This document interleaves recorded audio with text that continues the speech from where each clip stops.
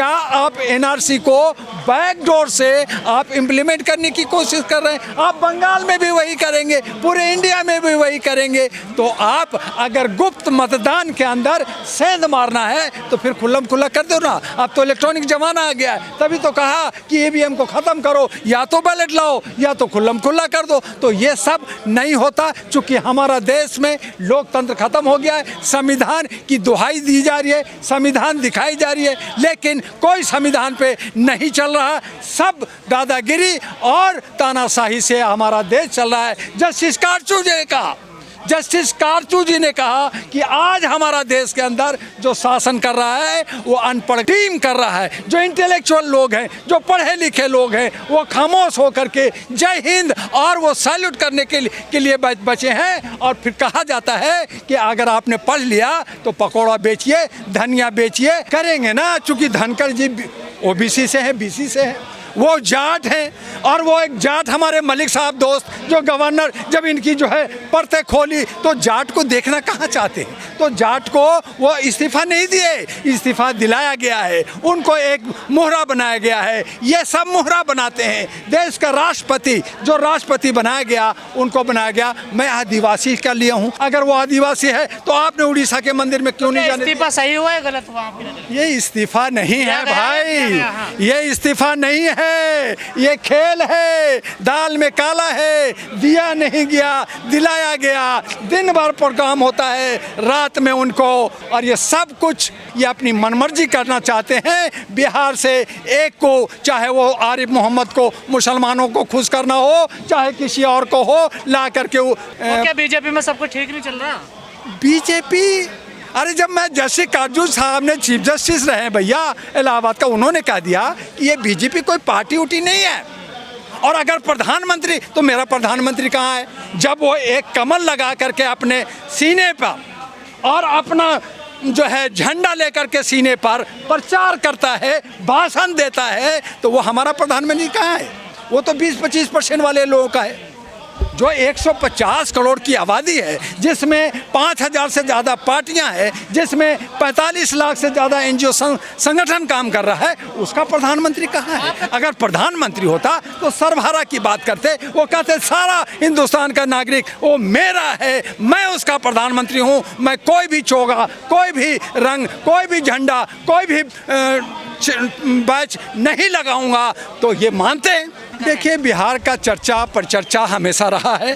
बिहार चूँकि राजनीतिक से ओतप्रोत है, बिहार के अंदर आज जो हम जंतर मंतर ऐतिहासिक जगह पे खड़े हैं, आज यहाँ जो है BMT एक्ट जो है 1949, जिसके अंदर 5 ब्राह्मण है, 4 जो है बनते हैं, जो देश विदेश घूमते रहते हैं, जहाँ से बुद्ध का बात होता है, जहाँ के प्रधानमंत्री जा कर के विदेशों में कहते हैं कि मैं बुद्ध की धरती से आया हूँ, मैं अम्बेडकर की धरती से आया हूँ, मैं गांधी की धरती से आया हूँ। और जब भारत में होते हैं वो ये सब भूल जाते हैं।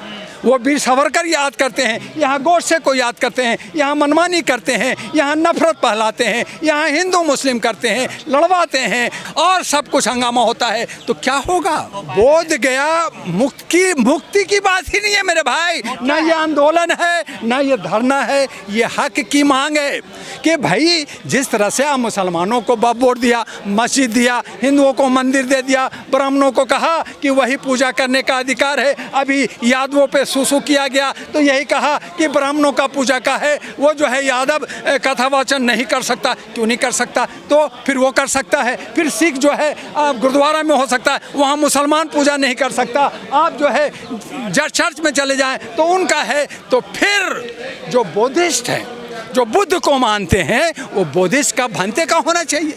तो वो सही मांग कर रहे हैं। उसमें से ब्राह्मण को क्यों, ब्राह्मण को बाहर निकालो। सर तो नहीं पड़ रहा ना वो इसलिए कि आज हमारे भंते लोग थोड़ा सा बिखरे हुए हैं, पूरे भारत में बटे हुए हैं। इनमें बहुत सारे संगठन बना लिया है, एक दूसरे को बदनाम भी करने में लगे रहते हैं। बिहार के अंदर जो बोध गया से राजगीर से लुबनी, जहाँ बुद्ध भगवान पैदा लिए, उनका एक कॉरिडोर बनना चाहिए। उनकी संख्या 1-2% है, वो राजनीतिक लोग हैं। वहाँ के चीफ मिनिस्टर जो है बीजेपी को के साथ देने वाले नीतीश कुमार हैं, पलटू राम हैं, वो देख रहे हैं कि इससे हमारा कुछ मिलना जुलना नहीं है, इससे मेरा सरकार चुनाव में असर नहीं पड़ेगा इस आदमी? कोई क्या असर पड़ेगा, क्योंकि उनका ज़्यादा वोट नहीं है। वो तो देख रहे हैं कि 17% मुसलमानों का वोट कैसे लें, हम जो है यादवों का वोट कैसे लें, 38% जो दलित शोषित हैं उसमें कुछ बुद्धिस्ट हैं, उनको अगर कुछ 2-4% हट जाते हैं तो कोई फ़र्क नहीं पड़ता। और इसीलिए ये राजनीति का ध्रुवीकरण हो रहा है और बुद्धों का और बुद्धिस्ट ये जो सारे बनते हैं उनकी मांग को पूरा नहीं हो रहा है। लेकिन डॉक्टर दुआ का मानवीय मूल्यों के आधार पर कहना है कि इनका हक और अधिकार है, उनको करना चाहिए। और वहाँ जो ब्राह्मणवाद का जो ये है, जहाँ बुद्ध का खाली होना चाहिए, वहाँ अन्य शिव ब्रह्मा विष्णु महेश की पूजा वहाँ शुरू हो गया। तो ये जब एक है कि मस्जिद में क्या सिर्फ नमाज के अलावा पूजा भी होगा? क्या हमारे राम मंदिर के अंदर राम मंदिर और गौतम बुद्ध और अंबेडकर की मूर्ति लगाई जा सकती है? अगर नहीं लगाई जा सकती है तो गौतम बुद्ध की जगह पे गौतम बुद्ध की सम्मान होनी चाहिए, वहाँ बंदे के अधिकार है वो मिलना चाहिए। इसलिए 1949 जो एक्ट है उसको निरस्त करते हुए, इनकी मांगों को पूरा करते हुए वहाँ पे बुद्धिज्म का एक स्लोगन आना चाहिए जिससे पूरा विश्व के अंदर बोध गया का नाम रोशन हो सके। जर्नलिस्ट महोदय, चुनाव का बायकॉट करने की बात विपक्ष करती है। तेजस्वी ने ये बात को उठाया और कांग्रेस का भी कई बार हुआ कि ईवीएम को बंद करो, लेकिन अंततोगत्वा फिर चुनाव में ये हिस्सा लेती। तो मिला जुला करके जितने भी पार्टियां हैं वो अपने हिसाब से खेल खेलते रहते हैं। बिहार चूँकि राजनीति की जननी है, बिहार के अंदर लोग राजनीतिक से ओतप्रोत लोग हैं, वहाँ ऊँट किस करवट बैठेगा ये अभी कुछ नहीं कह सकते। मैं आपको बता दूं कि इस विधानसभा में बिहार के अंदर एक नहीं 47 पार्टियां ताल ठोक रही है। हर कोई दावा कर रहा है मैं सरकार बनाऊंगा। प्रशांत किशोर पांडे जो 2 दिन की पार्टी है वो कह रही है नीतीश कुमार हारेगा, मैं जीतूंगा।